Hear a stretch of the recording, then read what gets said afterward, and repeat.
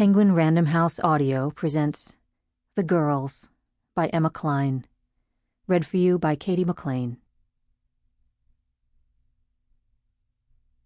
I looked up because of the laughter, and kept looking because of the girls. I noticed their hair first, long and uncombed, then their jewelry catching the sun.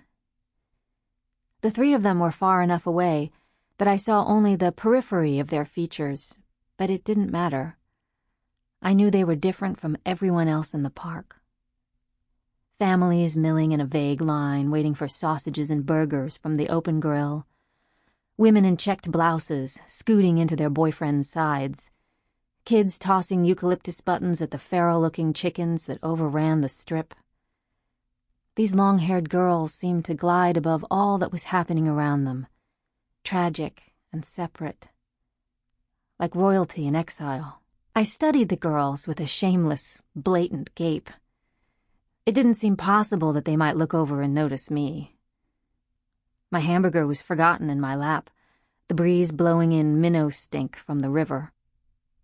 It was an age when I'd immediately scan and rank other girls, keeping up a constant tally of how I fell short, and I saw right away that the black-haired one was the prettiest.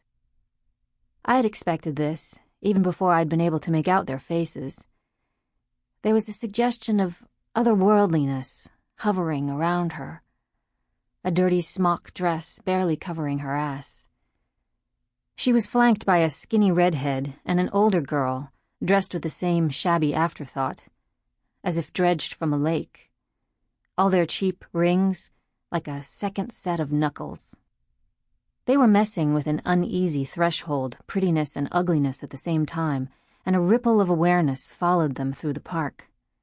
Mothers glancing around for their children, moved by some feeling they couldn't name.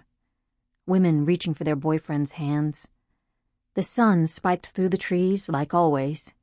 The drowsy willows, the hot wind gusting over the picnic blankets.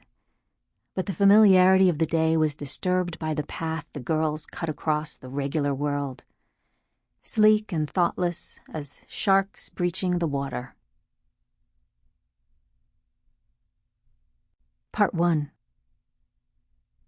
It begins with the Ford idling up the narrow drive, the sweet drone of honeysuckle thickening the August air. The girls in the back seat holding hands, the car windows down to let in the seep of night.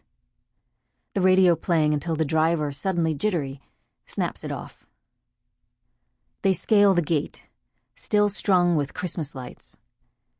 Encountering first the dumb quiet of the caretaker's cottage, the caretaker taking an evening nap on the couch, his bare feet tucked side by side, like loaves.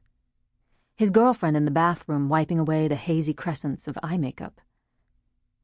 Then the main house, where they startle the woman reading in the guest bedroom.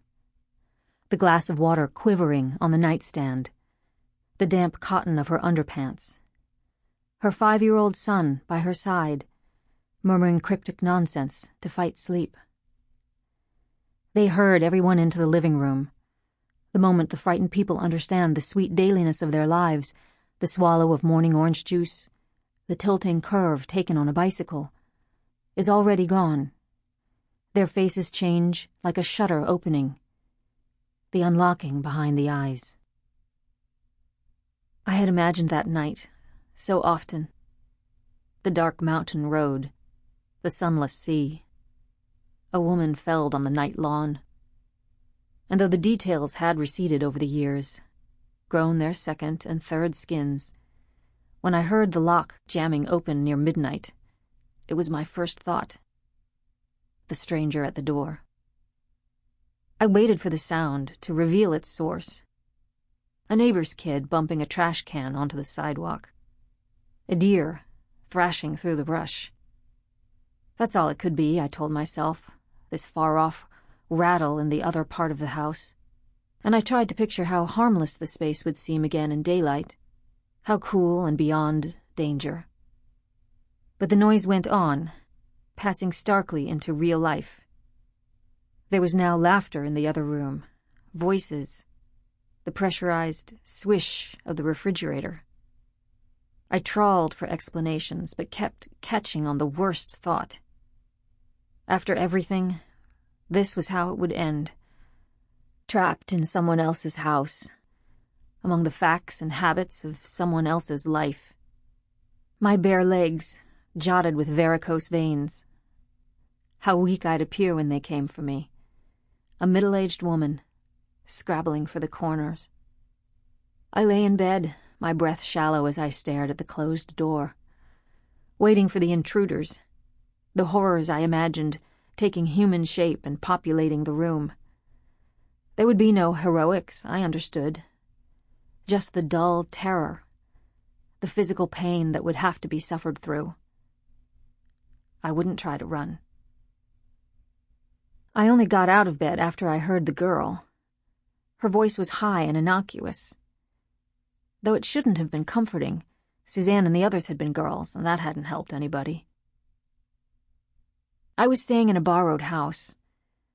The dark maritime cypress packed tight outside the window, the twitch of salt air.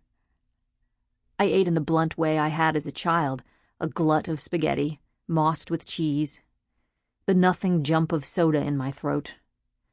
I watered Dan's plants once a week, ferrying each one to the bathtub, running the pot under the faucet until the soil burbled with wet. More than once I'd showered with a litter of dead leaves in the tub. The inheritance that had been the leftovers of my grandmother's movies, hours of her smiling her hawkish smile on film, her tidy cap of curls, I'd spent 10 years ago.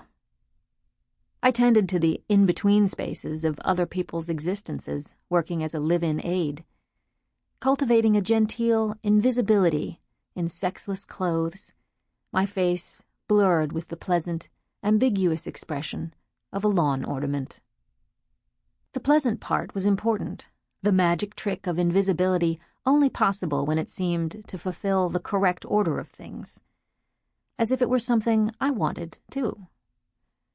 My charges were varied: a kid with special needs, frightened of electrical outlets and traffic lights, an elderly woman who watched talk shows while I counted out a saucerful of pills, the pale pink capsules like subtle candy. When my last job ended and another didn't appear, Dan offered his vacation house, the concerned gesture of an old friend, like I was doing him a favor.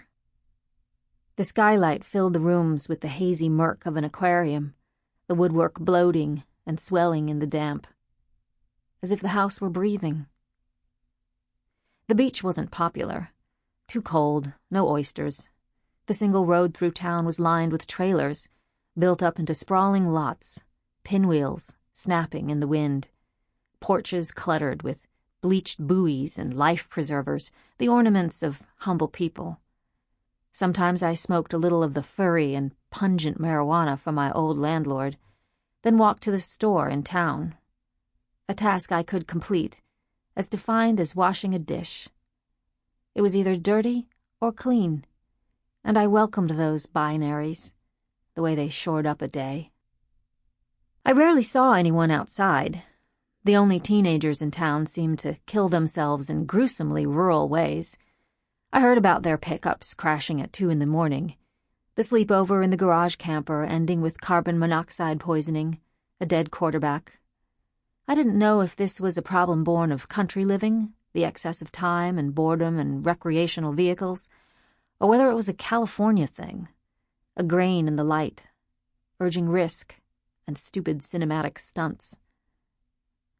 I hadn't been in the ocean at all. A waitress at the cafe told me this was a breeding ground for great whites. They looked up from the bright wash of the kitchen lights, like raccoons caught in the trash. The girl shrieked. The boy stood to his full, lanky height. There were only 2 of them. My heart was scudding hard. But they were so young. Locals, I figured, breaking into vacation houses. I wasn't going to die. What the fuck? The boy put down his beer bottle, the girl clinging to his side. The boy looked 20 or so, in cargo shorts, high white socks, rosy acne beneath a scrim of beard. But the girl... Sample complete. Ready to continue?